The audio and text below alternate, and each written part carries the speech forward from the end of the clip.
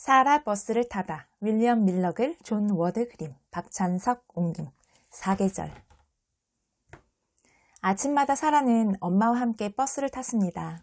언제나 백인들과는 구분되어 뒷자리에 앉았지요. 고개를 돌려 자기를 쳐다보는 백인 아이들에게 사라는 얼굴을 찡그려 보였습니다. 백인 아이들도 얼굴을 찡그리며 웃어댔습니다. 그러다가 엄마들에게 잔소리를 들은 뒤에야 바로 앉았습니다. 언제나 이래왔단다. 자리에 앉아있는 것만으로도 만족해야지. 엄마는 두 손을 깍지 낀 채 이렇게 말하곤 했습니다. 엄마는 사라보다 먼저 내렸습니다. 사라는 혼자서 학교로 가고 엄마는 백인들의 부엌에서 일을 했습니다. 엄마를 생각하면 사라는 마음이 아팠습니다. 엄마는 주말도 없이 하루 종일 일했지만 신발 한 켤레, 새 옷 한 벌 사입을 형편도 못 되었습니다. 어느 날 아침 사라는 버스 앞쪽 자리가 얼마나 좋은 곳인지 알아보기로 마음먹었습니다. 사라는 자리에서 일어나 좁은 통로로 걸어 나갔습니다. 별다른 것도 없어 보였습니다. 창문은 똑같이 지저분했고 버스의 소음도 똑같이 시끄러웠습니다. 뭐가 그리 대단하다는 걸까요? 백인 아주머니가 물었습니다. 왜 그리 두리번거리니 꼬마야? 뭐 특별한 게 있는지 알아보고 싶어서요. 아주머니가 말했습니다. 네 자리로 돌아가는 게 좋겠구나. 모두들 사라를 쳐다보았습니다. 사라는 엄마를 떠올렸습니다. 하루가 끝날 무렵 엄마는 얼마나 고단해 보였던지요. 사라는 계속 나아갔습니다. 앞쪽 끝까지 가서 운전사 옆자리에 앉았습니다. 사라는 운전사가 기어를 바꾸고 두 손으로 커다란 핸들을 돌리는 것을 지켜보았습니다. 운전사가 성난 얼굴로 사라를 쏘아보았습니다. 꼬마 아가씨, 뒤로 가서 앉아라. 너도 알다시피 늘 그래왔잖니. 사라는 그대로 앉은 채 속으로 말했습니다. 뒷자리로 돌아갈 아무런 이유가 없어. 버스 운전사는 뭐라고 중얼거리더니 브레이크를 밟았습니다. 버스가 끽 소리를 내며 갑자기 멈춰섰습니다. 규칙을 따르지 못하겠다며 이제부턴 걸어가거라. 운전사가 덜컹 소리를 내며 문을 당겨 열었습니다. 사라는 외롭고 무서웠습니다. 사라 생각에 버스에서 내리는 것도 학교까지 걸어가는 것도 그리 어려운 일은 아니었습니다. 하지만 걷기엔 꽤 먼 길이었지요. 다른 아이들은 아무도 그러지 않는데 왜 사라만 걸어가야 하나요? 사라는 작지만 당당한 목소리로 말했습니다. 문 닫으셔도 돼요. 전 학교까지 타고 가겠어요. 운전사는 자리에서 일어나 쿵쾅거리며 계단을 내려갔습니다. 버스 안에 있던 백인들이 화를 내며 소리쳤습니다. 빨리 가자고! 이러다 지각하겠어. 운전사는 경찰관과 함께 돌아왔습니다. 경찰관이 물었습니다. 오늘 무슨 일이 있니? 사라는 가슴이 콩닥거렸습니다. 아무 일도 없어요. 법이 뭔지 너도 알 게다. 그렇지? 그럼요. 학교에서 배웠어요. 경찰관이 살짝 웃으며 말했습니다. 아무렴 법에는 말이다. 너희 같은 사람들은 버스 뒷자리에 앉아야 한다고 나와 있단다.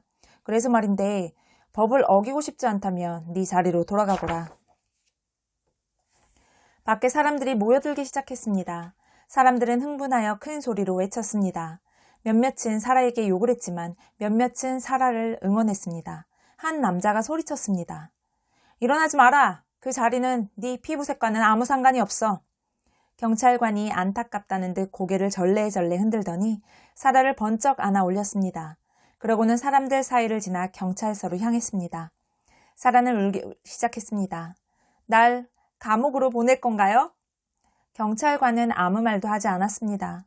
하지만 사람들은 더 크게 소리를 질러댔습니다. 한 부인이 소리쳤습니다.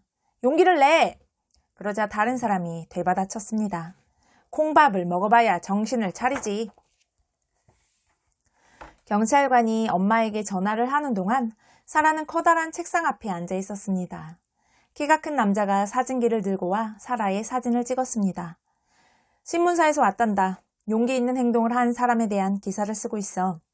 남자의 말에 경찰관이 크고 거친 손으로 사라의 등을 토닥이며 대꾸했습니다. 꼬맹이가 잠시 헷갈렸을 뿐이요.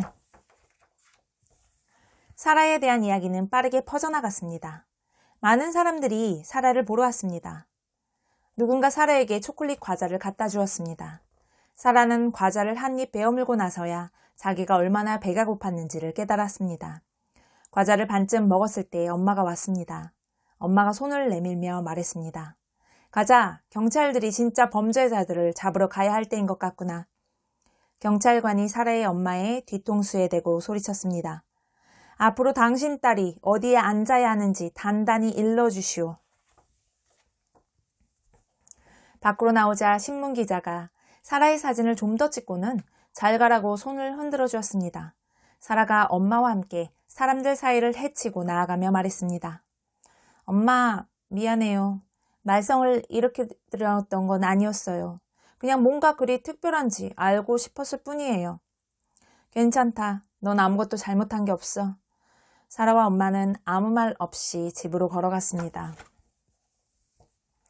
그날 밤 엄마는 사라의 방으로 들어와 사라를 안아주었습니다. 사라야, 엄만 너한테 화나지 않았어. 넌 세상에 어떤 백인 아이 못지않게 착한 아이란다. 너는 특별한 아이야. 사라는 몹시 혼란스러웠습니다. 그런데 왜 나는 버스 앞자리에 타면 안 되나요? 법이 그렇기 때문이야. 법이라고 다 좋은 건 아니지만 말이다.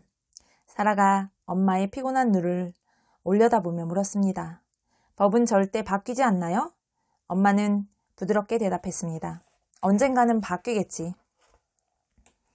이튿날 아침 엄마는 사라에게 버스를 타는 대신 걸어가는 게 어떻겠냐고 물었습니다. 엄마는 웃으려 애를 썼지만 사라는 엄마의 눈에 고인 눈물을 보았습니다. 어쨌든 날씨가 그리 춥진 않구나. 하나님은 우리에게 낡은 버스가 아니라 두 다리를 주셨어. 그렇지? 맞아요, 엄마. 난 걷는 게 좋아요. 얼마든지요. 둘은 버스 정류장을 천천히 지나갔습니다. 사람들이 고개를 돌려 수군댔습니다. 사라 또래의 사내아이 하나가 신문과 연필을 가지고 뛰어왔습니다. 사인 좀 해줄래? 엄마가 소년한테서 신문을 받아들고는 싱긋 웃었습니다.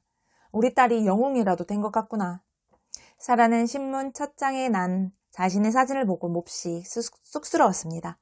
엄마, 얼른 가요. 사라가 엄마를 재촉했지만 이미 늦은 뒤였습니다. 흑인이고 백인이고 할 것 없이 많은 사람들이 몰려와 사라에게 악수를 청했습니다. 신문기자가 또다시 사진을 찍으러 왔습니다. 사람들은 사라를 뒤따라 걸었습니다. 사라는 마음이 뿌듯해졌습니다. 엄마가 말했습니다.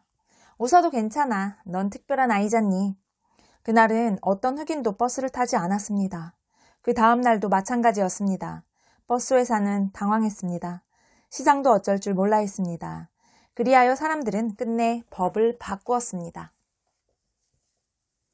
버스 운전사가 문을 열어주며 말했습니다. 올라타시죠, 꼬마 아가씨. 사라는 자리에 앉기 전에 뒤돌아 엄마를 쳐다봤습니다. 평소와 똑같은 외투와 똑같은 신발 차림이었습니다. 몇 년 동안이나 입고 신어온 것들이었지요.